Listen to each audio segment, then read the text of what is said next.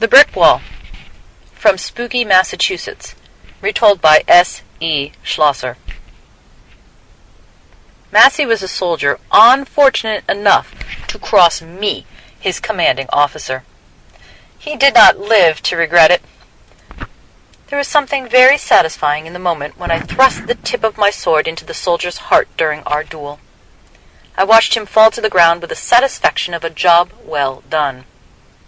The men under my command seemed depressed in the following weeks. They mentioned Massey frequently, but I ignored their conversations. One night I retreated to my chambers to sulk, and soon was joined by a delegation of men who were friends of Massey. I was surprised and delighted to learn they had finally come to their senses and now saw the impertinent lieutenant for the cheat he really was. We shared a round of drinks and laughed together. I'm afraid I drank far too much that evening. The other soldiers suggested we explore the lower dungeons. That sounded like a fine idea to me. We set off in merry spirits, drinking and singing and laughing, our voices echoing through the narrow passages. Deeper and deeper we went. My head started spinning, and my legs felt like rubber after all that drinking. I'm afraid I passed out from drunkenness, much to my shame. When I came to, I was lying on my back, with my wrists and ankles shackled to the floor. Drunken men fooling around, I thought. Very funny, lads, I called out. Now set me free. The soldiers didn't answer me. A moment passed, and Massey's best friend appeared in the doorway, holding mortar and a mason's trowel.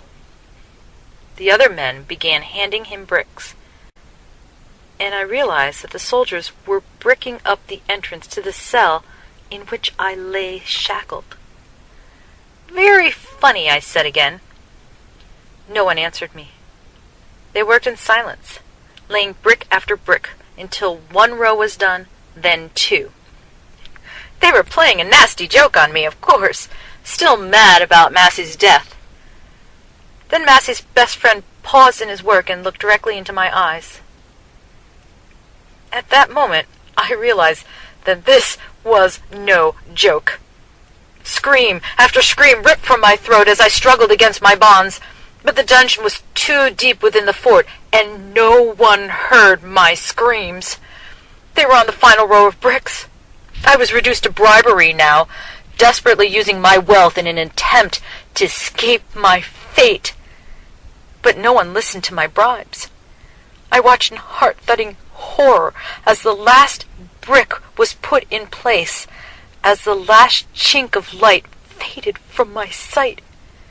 I had been entombed alive in the deepest, darkest dungeon of the fort.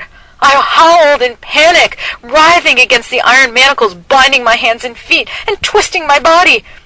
Eventually, I fell back against the floor, my wrists and ankles wet with my own blood. My fingers were torn and throbbing from their intense scrabbling against the hard floor. I found myself weeping angrily, though I had never shed a tear in my lifetime. The agony of the thought sent me writhing again, in spite of the horrible pain raking my wrists, ankles, and hands. Daylight! I must see daylight again, just once more! Don't leave me here to die!